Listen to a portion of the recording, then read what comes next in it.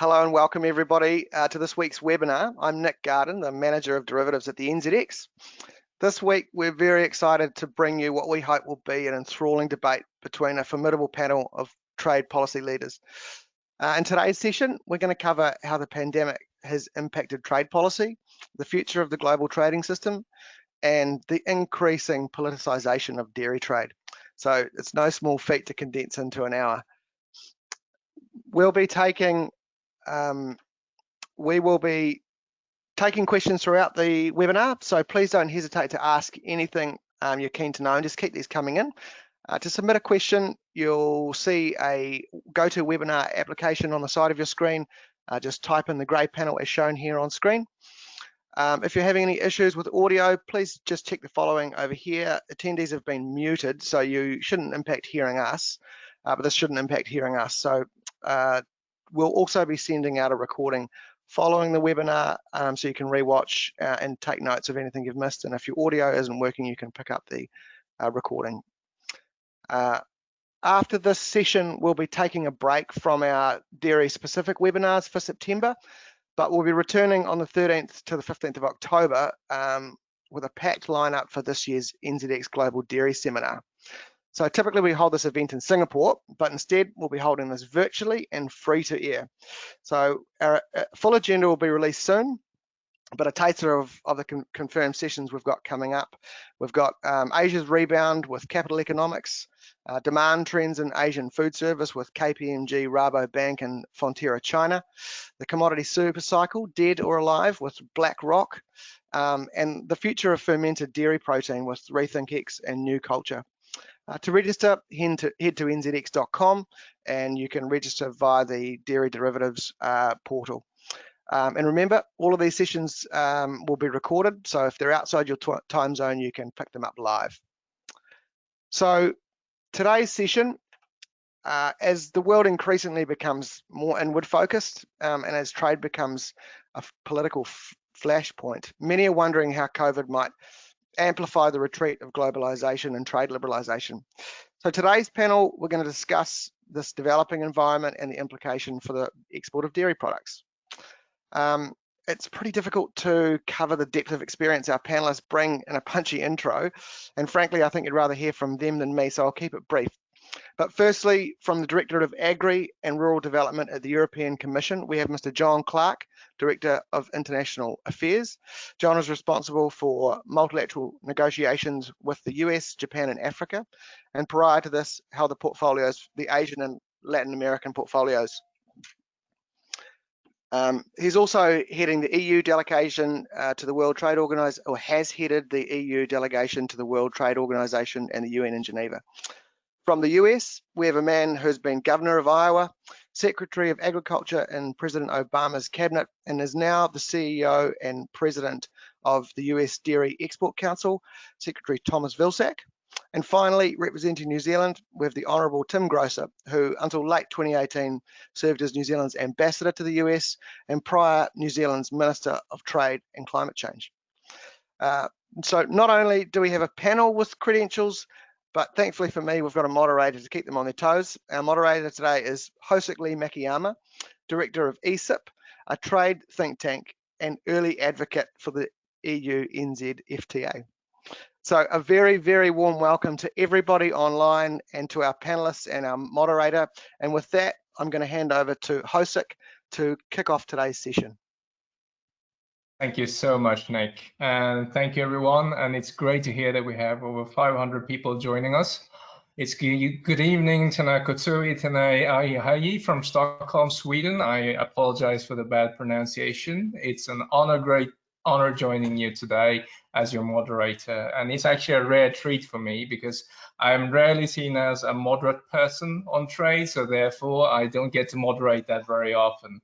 And today, in this very, very prominent panel, we'll be looking at the trading system in the pandemic and its uncertain future.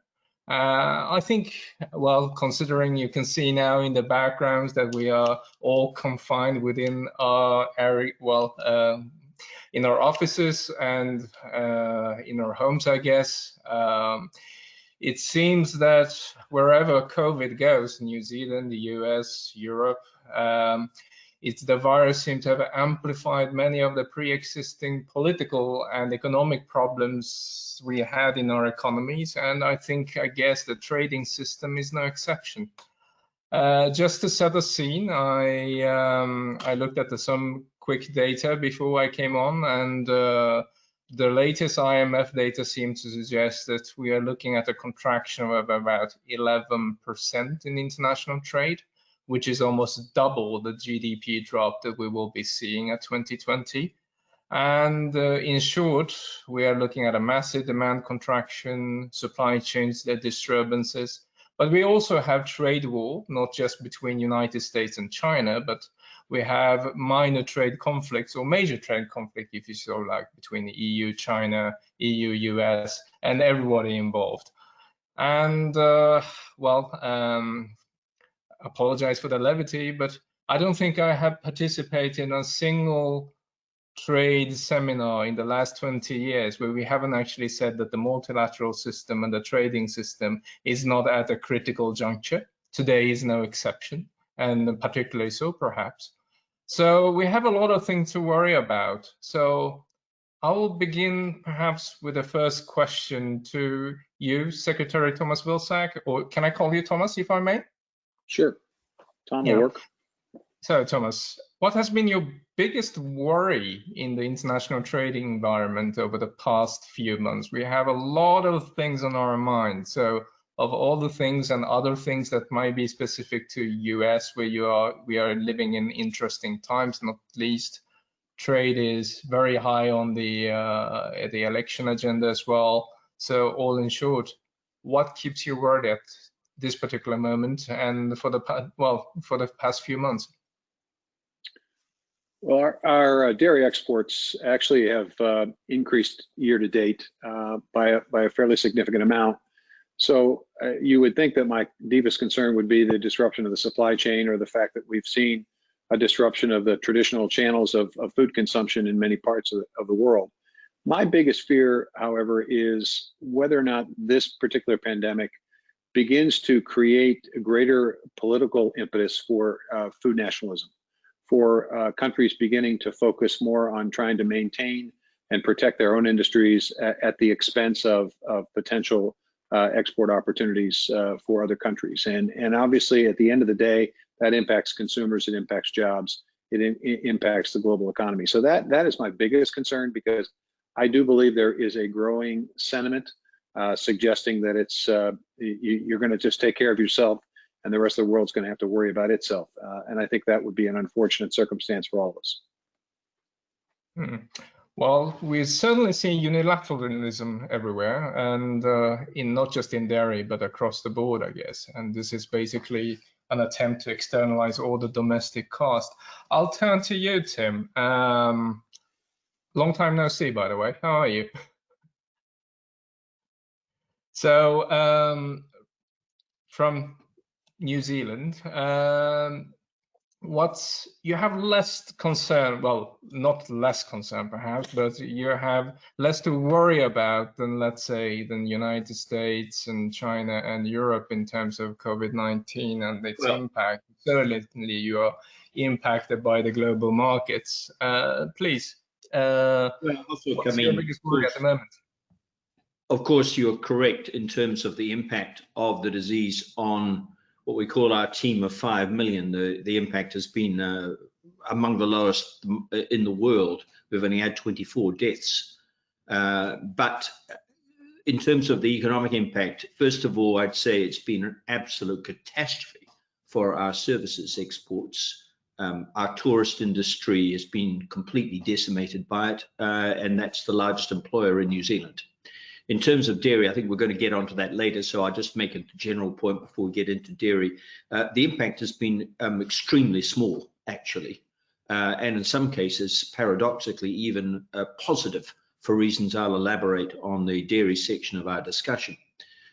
In terms of my take, I mean, Tom's made a very interesting point about the rise of food nationalism, and that would be of grave concern to us, given that in terms of agriculture, this is the one thing. New Zealand is not a small country, and it's a major player in world agriculture, and we export roughly 90% of what we produce, which is, I think, unmatched by any country in the world. So yes, I mean, Tom's concern is certainly in our minds. I don't know whether either I or Tom can make a prediction about it. It's something we'll just have to see as it unfolds.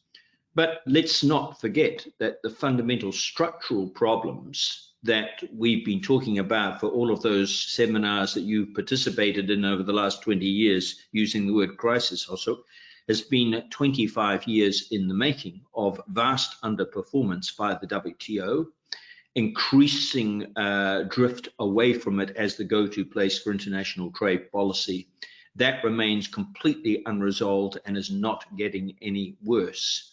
I mean, we should discuss, perhaps with Tom starting the discussion at some stage, about his view of where US policy will go, because that is the central issue, in my view, on this matter. So yes, there are immediate results ranging from catastrophically bad for services exporters, such as international education and international tourism, through to rather mild consequences on the dairy front from our perspective as the world's largest dairy exporter. But the structural problems have got a long lineage going way, way back before anyone had heard of coronavirus. Well, we are not up for a very uplifting start, but I'm afraid that all that is true. I mean, this is probably something that people will remember for many generations ahead. I'll turn to you, John. Well, we overlapped in Geneva very briefly. I do still remember that you almost hit me with the your missions van once while I was trying to crossing the street. I'll have forgiven you for that, but I do know that you have a great concern about the WTO system and the multilateral rule-based order and how it should operate. And Europe has very much been in the middle of this whole ordeal with, well, several extreme positions around how the system should operate. So how do you see, where are we? That's a pretty big question to answer in a few seconds. I feel like the guy in that Monty Python sketch who is on a TV quiz show and has 15 seconds to summarize the works of Marcel Proust. So I'm going to try and do the equivalent. Look, I think both Tom and Tim have hit the nail on the head. We are in a bigger crisis in the trading system now than we have been for 25, 30 years. That's absolutely clear. I think when Tim and I were doing the Euro round, we never imagined that was the high water mark of trade opening and multilateral rules. Yeah, we had no idea, but it was. But this year, what did we see? We see the US administration asphyxiating the WTO and stifling the dispute settlement system, the use of illegal tariff measures to discipline China,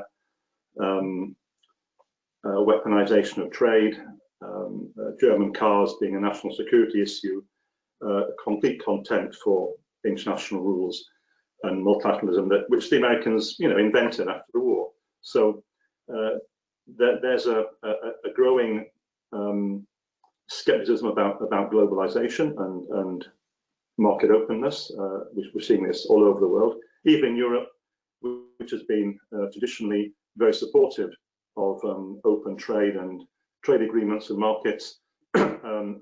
Very innocent agreements like CETA are being questioned. And then on top of this is all exacerbated by COVID, which is creating a recession in a lot of the world, an increase in poverty, especially in Africa, a sharp drop in demand for many agri-food products, a V-shaped recovery unlikely, and of course it's always much harder to argue for trade openness or multilateral rulemaking or trade agreements in a climate of recession. Societies are scared of imports. Tom is absolutely right. There is a a genuine risk building up of sort of gastro-nationalism, sometimes for very well-meaning reasons, other times it's a covert protectionism. Ironically, we saw in at the height of this crisis that the food systems were very resilient. There was no shortage of food in the world. There is poverty and people can't buy food, but there is sufficient global food supply. The problems were a drop in demand and some related supply chain difficulties. But the food system was very resilient, and for me, it demonstrated the importance of diversification and not going it alone. You know? We learned from the Russian ban of 5 years ago the danger of putting all your eggs in one basket, and we've tried to diversify both markets and source of supply, and that worked pretty well during the COVID epidemic, and still working quite well. So it would be, I think, a very big mistake to go towards excessive reshoring, food nationalism, food sovereignty, because that creates a different dependence, which is very dangerous. But the political climate is going in that direction. I'm going to stay on that point on gastro-nationalism. I like that term. I also like the person who actually coined that term, at least the first time I read it, and a fellow Brussels analyst. And I'm just going to come back to some of the points that we are just discussing now about, well, relatively pessimistic outlook. We are not looking at a single V development. And to be frank, I mean, COVID has so far struck relatively resourceful countries like Europe, China, United States, and so forth. We are still looking at the full impact in the emerging markets. And to be fair, there might still be a debt crunch, and we might still see a major adjustment of asset prices. So we haven't really looked at the end of the tunnel. Perhaps the only countries that reached the end of the tunnel could be China. We will come back to that in a second. But considering all this, it looks like there is a consensus that this is not a, let's say, it's not a small stretch we are looking ahead of us, but is it a permanent change? I mean, we have all migrated towards great digital platform, but is some of the negative impacts that we have just discussed, is that a permanent shift? Is the gastro-nationalism here to stay?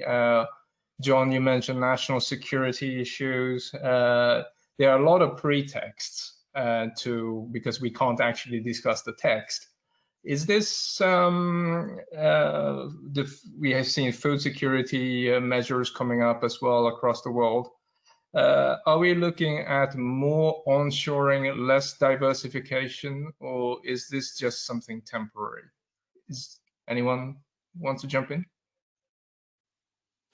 Can I? Sure, go ahead. Yeah, I think I'm on now, the microphone.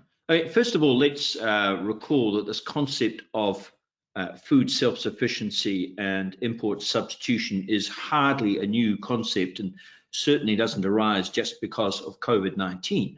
And I spent the first part of my whole professional career as a negotiator grappling with the collective decision of many countries, including the before the reform process of the Common Agricultural Policy started under Ray McSharry in the early 1990s, with policies that were explicitly came out of the wartime starvation and disruption to global food supply that were intended to do exactly that, create self-sufficiency.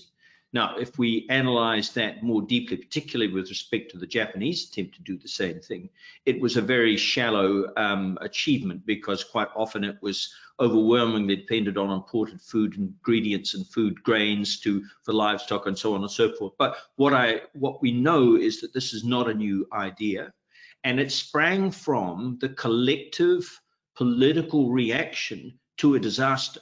Now, the disaster of the Second World War is on a scale which makes COVID-19 look no more than an inconvenience, but clearly there's a warning there that global catastrophic events, depending on their severity and duration, will shift political attitudes. So, I mean, I just make a very simple point to sum this up. We know this has happened before. We know that there is a strong emotional appeal that the public in many countries will buy into about food self-sufficiency and the ability to feed your own citizens with your own foodstuffs. It's got out of control in the 1960s and 1970s. The Uruguay round, assisted by a series of complementary internal reforms of the major countries, including the Common Agricultural Policy, got this back into a better balance. I think the obvious thing to say is that this just depends on how long and severe the COVID-19 situation lies with us, disrupting traditional food supply chains. Yeah, let me sort of weigh in on what Tim said and agree with him and take one step further. And for countries, if countries begin to tend towards this and it actually takes hold, I'm not sure it's going to work. I mean, at the end of the day, the reality is the reason we have the system today is because all of us are capable of producing everything we need to feed our people. And I think with a declining economy, a global economy that may be in decline, certain countries that may have deep recessions, there's going to be an increase in food insecurity, and that's going to put pressure of a different type, of a different sort, on the politics in countries. Certainly, that may very well be true in the United States. So I'm not confident that that this is necessarily going to last, but I think it can be a significant disruption, and potentially this is, to me, is sort of a wake-up call, because I think the pandemic is sort of the is the opening act, and I think the impact of climate and climate change and its impact on our ability or inability to raise food may be the main feature, and we better figure out how to do this better than we've done it up to this point, because once climate change really begins to affect agricultural production, there will be probably significant stresses that will create a lot of tension. And unless we figure this out, unless we figure it out in a way that where we can globally cooperate, this could be very serious. Well, on the note of global cooperation, John, please. I'd like to Peneth to what Tim and Tom Vilsack have said. It's clear that the economics and the politics are out of sync on this at the moment here. The economics tells us that food security is not the same thing as food self-sufficiency, quite the reverse, actually. The politics is very different. A lot of people, not only in Europe but everywhere, I think, regard COVID as the product of excessive globalisation.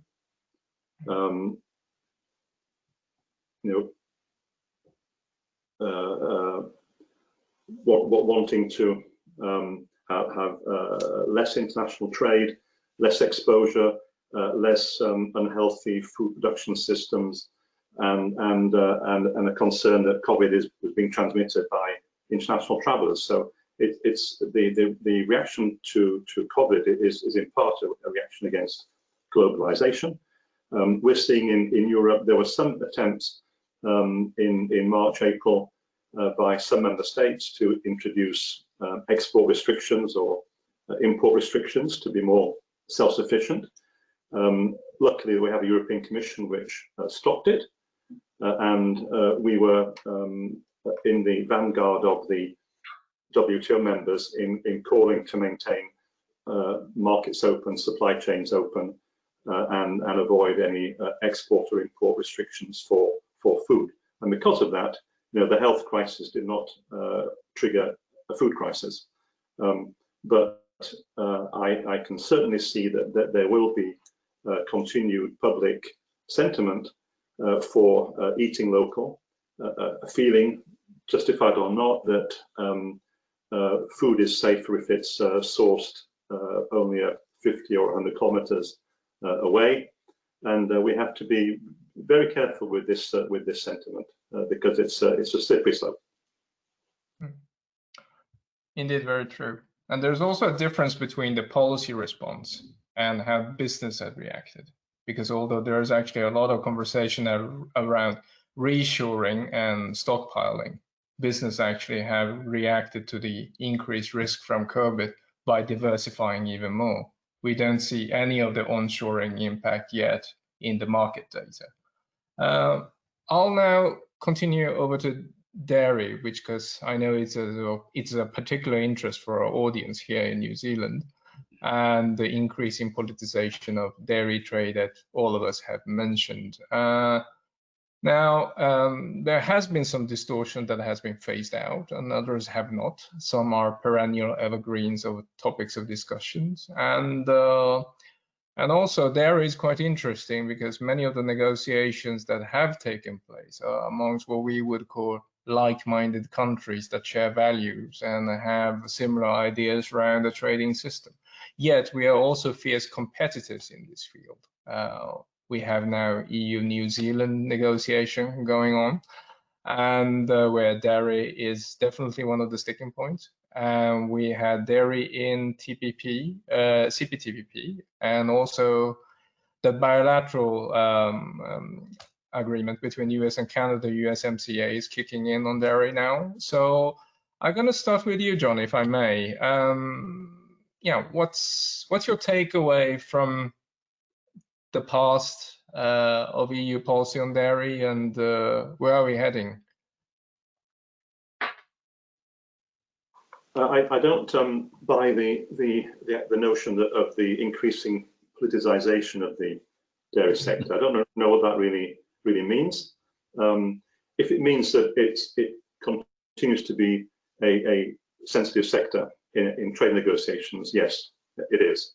And in the climate of recession that we now have in front of us, with a drop in GDP in Europe of 11–12% this year, dairy is going to be as sensitive as ever in both the New Zealand FTA and to a slightly lesser extent the Australia one. We will, I'm pretty sure we will not be recommending to liberalise dairy fully with New Zealand, because it would put a lot of European farms out of business and lead to rural decline, and our population is very attached to that. I'm not making a value judgment on this, I'm just pointing out the political facts. More generally, I see that the recovery in China is actually starting to have a beneficial impact on international dairy trade and markets and prices. Certainly New Zealand is benefiting from that. I expect in the medium to long term other dairy regions are going to get back on their feet. Why? Because of global population growth, and B, because in the wake of COVID, the dairy sector is seen as a healthy sector. It's a healthy product, good for the health, good for building up your bones and muscles and immunity. So I think it will be one sector that people will want to buy and consume. There'll be issues about the food service sector, but that's a short to medium term concern, I hope. Well, I'm going to turn to Thomas, because first of all, we talked about Canada, and United States famously withdrew from TPP. And in the recent agreement between the EU and the US, of course, dairy was not one of the products were liberalized. Whether that's because of politicization or because it's a sensitive sector, I leave that aside. I apologize for my choice of words, John. But I'm going to ask Thomas, is this a satisfactory situation for your neighbors in Iowa? Well, the answer to that is it depends. It depends on whether or not the agreement is actually implemented in the way in which it was intended and the way in which it was written. With all due respect to our Canadian friends, they're very good at this. They're very good at trade issues, very good at trade agreements, very good at finding their way around what many of us think they've already agreed to. And so we are keeping a wary eye on the implementation. We're already beginning to see some elements of concern as it relates to TRQs in terms of how they are going to restrict how those TRQs are filled and whether or not that will actually result in additional product getting into their market. We are obviously very interested over the next several months to see how they remove and eliminate the Class 6 and Class 7 pricing system, which they put in place essentially to export their powder surplus to the rest of the world at the detriment to the dairy farmers, not just in the US, but to the dairy farmers in Europe and in New Zealand. So we're hopeful that as they replace that they replace it with a system that doesn't necessarily export and provide them an unfair competitive advantage in the powder market. You know, I would say that to John's point, I think there's going to be plenty of consumers in the world, and there's going to be a need for increased dairy protein consumption. But I do believe that all of us have a responsibility to respond to growing concerns about the safety, the appropriateness, the sustainability of animal agriculture as it relates generally and specifically as it relates to climate and dairy. I think that there is potentially a more significant threat in the long term to the dairy industry by those who would like to see an elimination of animal agriculture or a significant reduction in the consumption of animal proteins replaced by plant-based proteins. And I think we need to do in the industry generally a much better job of telling the dairy sustainability story. It's a good story to tell, and it's a story of people that are genuinely committed to producing more with less, and to do it in a way that ultimately gets to a point where hopefully we're at net zero or even negative in terms of emissions. So to me, that's a very large issue in addition to sort of the day-to-day challenges we have with each other. I think we have a equally bigger challenge, potentially a bigger challenge that we could cooperate on and collaborate on. Well, Tim, I've seen you nod, I've seen you smile, so and I also know. First of all, I was nodding at John's initial comment where he took exception to the phrase increasing politicization of dairy trade. I would have started my presentation with exactly the same point. Compared with the disasters of the past, I'm thinking back to the 1980s and early 1990s, actually the politicization of dairy has become less rather than more, but that is starting from the most appalling political mess that one could imagine in any major commodity. So actually the situation was significantly improved as a consequence of the Uruguay round commitments going back a quarter of a century ago, and then the rise of the emerging economies led by China, which has transformed the world dairy situation. Hosuk, I think since there'll be people listening who are not perhaps schooled in the dairy trade, it'd be worthwhile just mentioning several of the unusual features of world dairy trade. First of all, there is a strange but very important difference between global production and global trade. Roughly only about 8% of global dairy production enters into world trade. The largest milk producing country in the world by a country mile is India, but it's hardly relevant in terms of international trade. And one of my favorite sort of factoids is that the state of Uttar Pradesh, which is the largest state by population in India with some 200 million people, produces roughly the same amount of milk as New Zealand does, 21 million metric tons. There's only one difference, that it requires 2 million farmers in Uttar Pradesh to do it, as opposed to 10,000 New Zealanders. It's an indication that dairy exists in this world on two fundamentally different models. And I don't say this as a pejorative statement, but basically very low scale peasant agriculture, the farmer, the family, and 3 or 4 cows.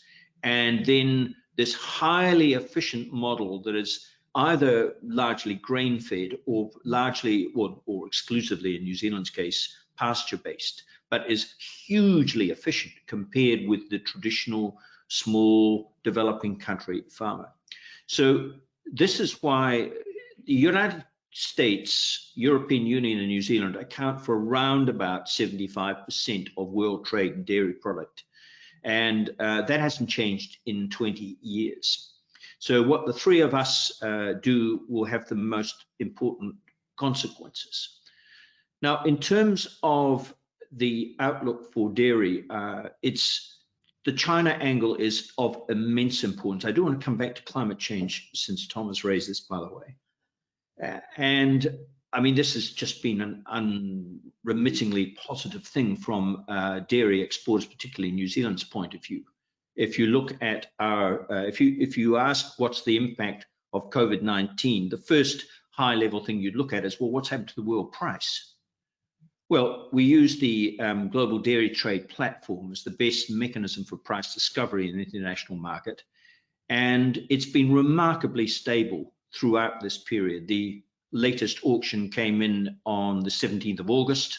I had a look at it before coming online, and it declined marginally by 1.7% from the previous GDT result. And there's been a strong stability over the last 4 years compared with the previous 5 to 6 years. So fundamentally, the world price has held up pretty well. What it's done in terms of our experience in New Zealand is simply introduced enormous uncertainty.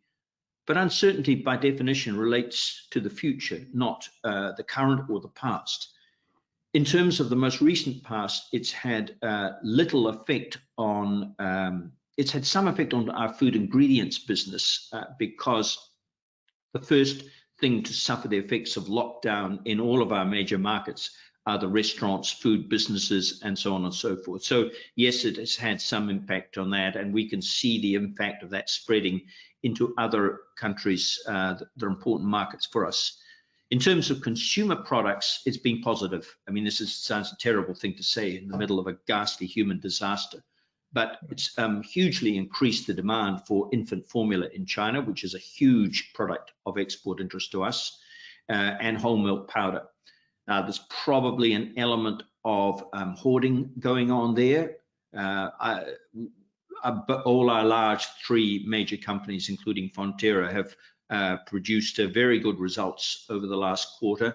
So we may see that checked a little bit by destocking in the next quarter when the data comes out. But fundamentally, the conclusion seems warranted that in terms of the, as I said in my opening comments, almost catastrophic impact of COVID-19 on some aspects of world trade, it's been pretty muted in terms of international dairy.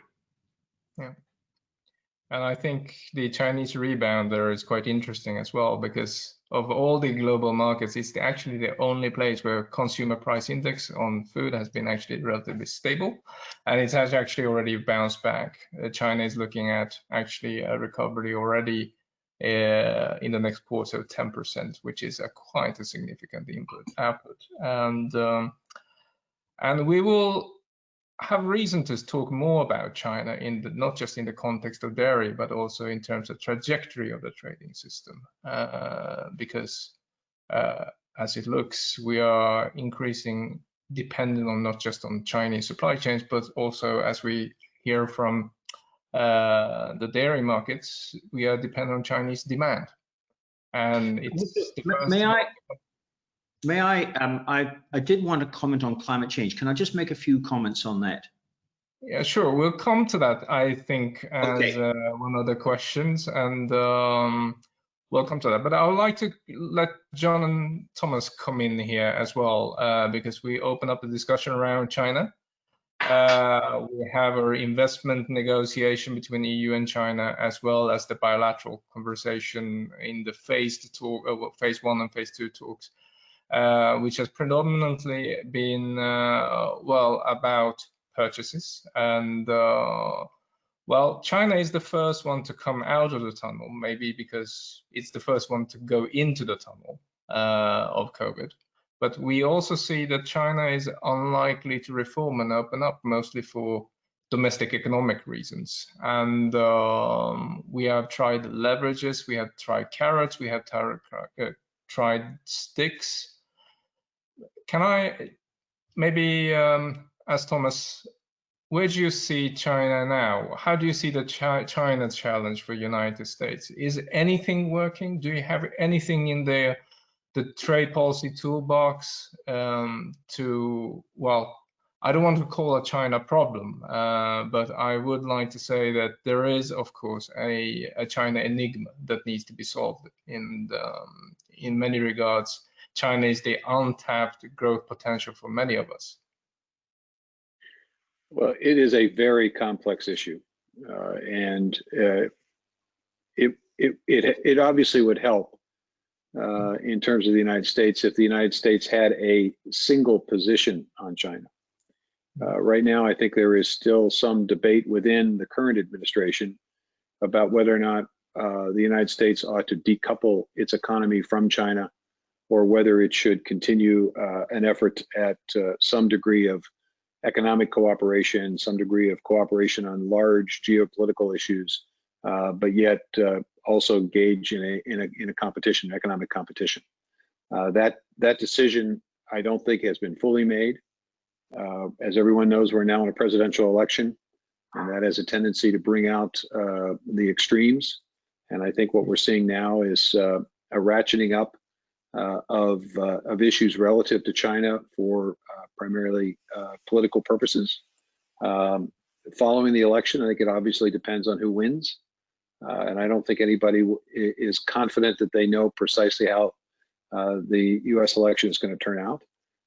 If President Trump gets a second term, I would imagine that he will double down on the process that he's used in the past. And I think we'll continue to see an effort to not only get the phase one agreement complied with, and I think China has done a pretty reasonable job in terms of the non-tariff, non-purchase issues. I think the SPS issues that they've dealt with, certainly in dairy, they've gone through with virtually everything that they agreed to do. The purchases are behind in terms of their promise and commitment, but they obviously have the ability to explain that by saying that COVID has impacted their economy, has impacted their ability, the economies of those that depend on China to a certain extent. And so they may have a reason or excuse, if you will, for not complying with phase one. I think the United States at this point will be very difficult to get a concrete phase two in terms of the significant changes that this current administration seeks in the way in which China does business. I will say that I think the administration had legitimate concerns and reasons for pressing China on intellectual property, on requirements relating to joint ventures, on some of the rules of doing business within China. I think that's certainly legitimate.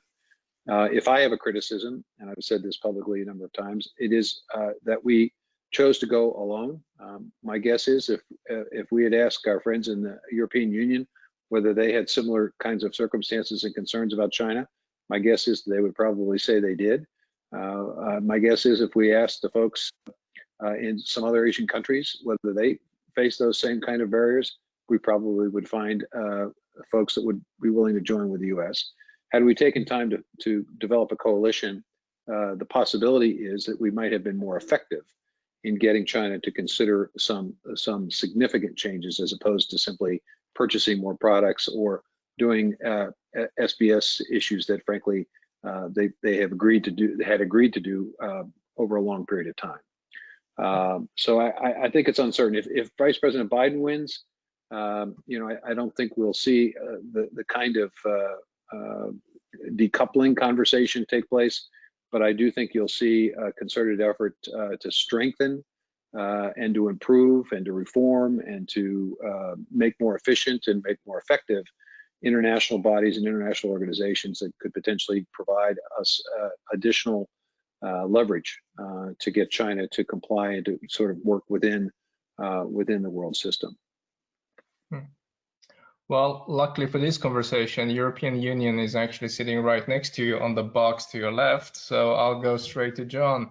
I mean, a lot of analysts have said that we have European Union, is we in this case, has moved or graduated towards a more nuanced or less naive stance on China. I'm not sure I would completely agree on that simplification. How do you see EU objectives shifting, bearing in mind that we are in a very stormy week this week because our trade commissioner have just resigned. I happen to know that he was a good friend of yours, John, but I think and still think he was a very good trade commissioner. But John, I'll leave it to you. What's our policy space is in this difficult environment? Is our policy objectives really shifting? I think we are less naive about China than we used to be. We've explicitly said that in some areas of economic life and political life, China is a partner. In other areas, they are a strategic competitor. So we have to look at issue by issue. There is no single one-size-fits-all policy towards China. We have appreciated some of the United States' efforts to leverage reform in China that Tom mentioned. We deplore the methods being used to do it, which have been, I think, basically unsuccessful. Even the Phase 1 agreement is not delivering because it was negotiated and signed under duress. And I don't think that there'll be a systems change in China on issues like subsidization, state-owned enterprises, the role of the state in the economy, because if China were to comprehensively reform those areas, the Communist Party is sawing off the branch it's sitting on. It's just not going to happen. And I think we have to be realistic about that and try to work with China to have a more level playing field, more open market, less distortion, but it's futile to try to, through the back door or the front door, to change their basic economic system. We wouldn't accept if China were to do that to the European Union or the USA or New Zealand. When it comes to the agri-food business, we are fairly bullish on China in the years ahead.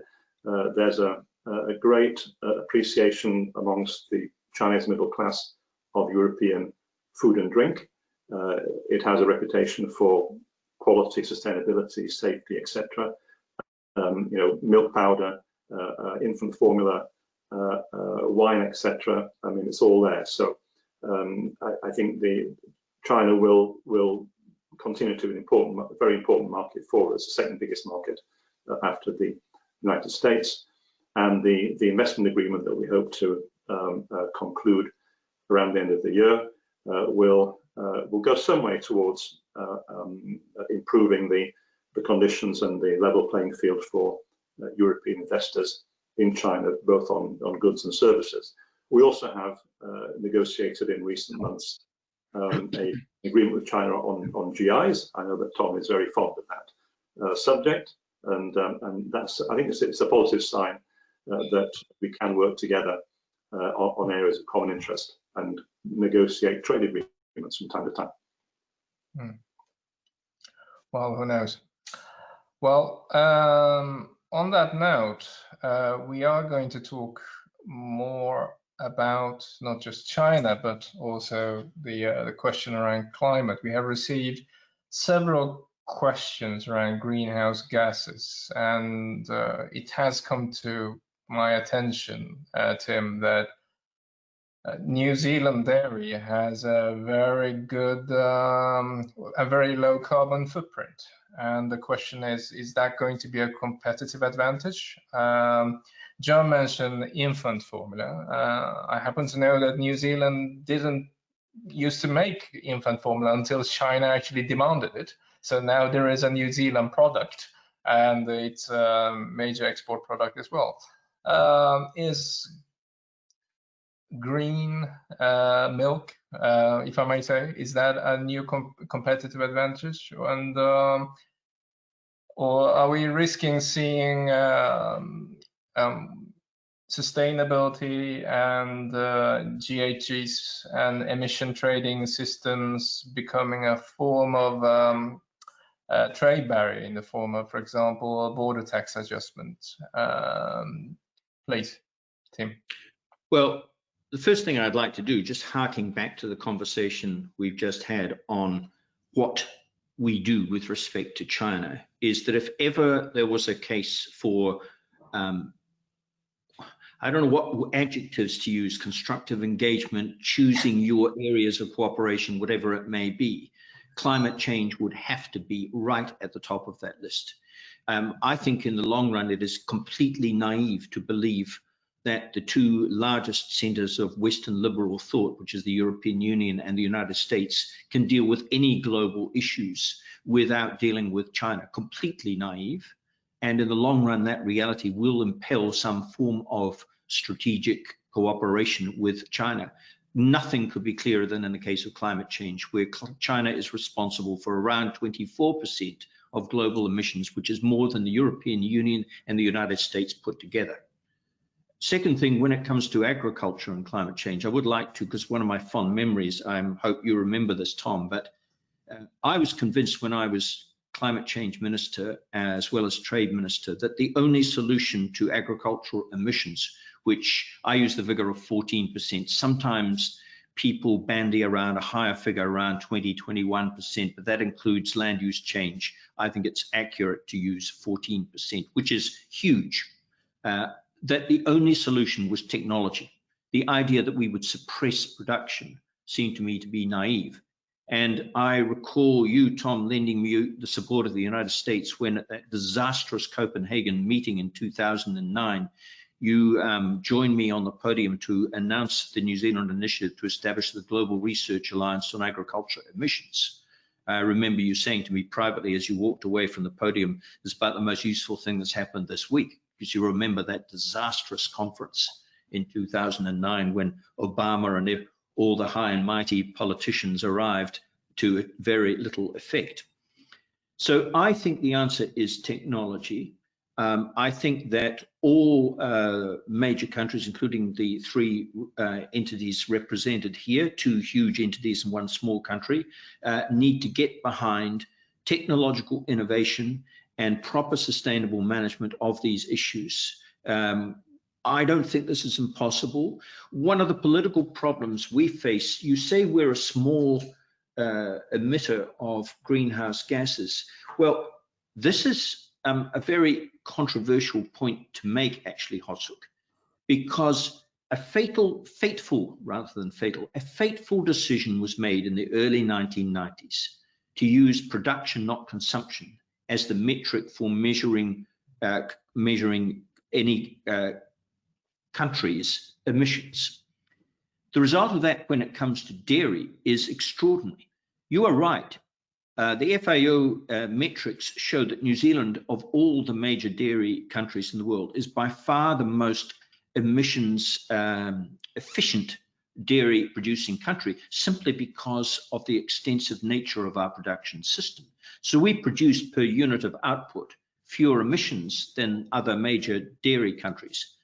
But given the vast amount of milk we produce, this accounts for an enormous fraction of our total emissions. So the political debate in New Zealand gets very confused over this. They look at the fact that 49% or thereabouts of our emissions come from agriculture and think that somehow New Zealand agriculture is the fundamental problem, when the real result would be that if New Zealand were to somehow disappear below the waves and the dairy consumption were to be met by other countries' own production systems, emissions would go up, not down. So I think we've got to take a global view of this issue. And I'm absolutely certain in the long run, technology is the only sustainable answer. And that means better breeding, because we already know from the research that that initiative that I referred to from the Copenhagen political launch, that's already produced some very intriguing results, such as quite naturally, genetically apparently all but identical animals produce significantly different amounts of emissions per unit of output. There's also the possibility of a vaccine. We've got scientists around the world collaborating on this in various research groups. I think we're at the start of a process because, frankly, no one until the last 10 years ever asked our scientists to do anything, our food scientists, to do anything other than produce more food at lower cost. For the first time, we're asking them now to start to produce food with lower emissions. So it's the start of a very important shift, I think. That's a very good point. I'm going to turn to Thomas very quickly and then to John about, well, there's always the concern about green protectionism. In the same way that you can use national security as a cause for unilateral measures, are we looking at a new wave of green protectionism in dairy and other areas? It doesn't have to be. I know that the U.S. dairy industry has committed itself to net zero or neutrality, carbon neutrality by 2050. And I think one of the ways that we think we can do this is by capturing methane and converting it into energy and fuel, by taking manure and basically creating a variety of products from manure that produces income streams for farmers, jobs in rural places. I think provides dairies of all sizes the opportunity for additional income. So I don't think it necessarily, to Tim's point, I think technology is going to play a very significant role. The technology that will allow separation of solids and liquids from manure, the reclaiming of certain chemicals that can be used in organic farming from the liquids, the reclaiming of the water, which will become increasingly important as we have scarce water resources in many parts of the world, and then technology to essentially evaporate any remaining liquid so that you've got a pelletized product out of that manure, reduces lagoons, creates a new the ability to more adequately utilize that fertilizer in a more precise and effective way. So I don't necessarily think this is just simply about paying farmers to do X. I think it's about basically creating new income opportunities and essentially new commodities from this. And I agree with Tim. I think this is a brand new era for agriculture that could potentially be incredibly profitable if it's done the right way. And I think he's also right. We've been telling the world what we want is a lot of food and we want it to be cheap. Now what we're telling the world is we want a lot of food, but we want it sustainably produced. And I think that's going to lead to significant changes. And I think a brighter and better day. And frankly, the ability for dairy generally to be able to compete successfully in a marketplace that now has significant competition from plant-based proteins. Well, John, that sounds great. But do you think it will convince our climate change policymakers? Well, greening is not just our sustainability strategy, it's almost our industrial policy as well, according to some critics. And we are talking about not just, well, either border tax adjustment, or we're talking about carbon tax, whichever way we look, we are looking at some measures coming ahead. Will this be convincing? Productivity and net zero? What do you think? We've passed into law a commitment to be the first climate neutral continent by 2050, and we are pulling all stops out through the legislative process to meet that ambitious target. The farming sector is keen to be part of the solution and not part of the traditional problem. And I very much agree with both my colleagues on the panel that there is a very, very positive future for the dairy sector and for farming and food if it can produce the same with using less, or produce more with less, and have a very positive environmental or sustainability footprint behind its production. And again, absolutely, technology research is the key to that, and not a reduction in herd sizes or production. So I'm very positive about this in the medium term. We have recently set out a so-called farm to fork food systems strategy to guide our work in the next few years in Europe. And we have made it very clear in that strategy that any measures that we take have to be compatible with the WTO. So I don't think there is any risk at all of what you called green protectionism. So that fortunately we belong to the WTO and we believe in its rules, and we will be observing those rules very, very rigorously, because if we don't follow the WHO rule book, others will not, and that in the medium term will damage our very successful exports of agri-food around the world. Well, I'm afraid that's all we have time for today. It's been a great pleasure moderating this discussion, and unfortunately we've had a question around emerging markets and around the rationale of protectionism that we never really managed to cover. Hopefully the discussion goes on under NZX on a later occasion, but it's now time for me to wrap this conversation up and give you a virtual applause to the other panelists, and hand over the word to Nick. Are you still with us? Yes, I am. Thank you very much, gentlemen. That's been an absolutely fantastic session. I've enjoyed it very much, and hopefully our audience has as well. We had a number of questions that we didn't get a chance to answer, so we'll bring them through and respond to them directly with those of you who have asked. Again, coming up in October, the NZX Global Dairy Seminar. There's a registration link on nzx.com, and it'll also come on the webinar recording that you will all be sent out following the session. If you'd like to receive any communications from the NZX about future webinars or updates around what's happening on the NZX derivatives market, head up to nzx.com and you can sign up for future information. And finally, one last thank you for you all for joining, and a very, very special thanks to our panelists and to Hosuk for excellent moderation. I have comments coming through saying thank you very much, Hosuk, as well for your questioning. We really appreciate you giving your time, so thank you very much, and we'll see you again. Thank you. Good night, everyone.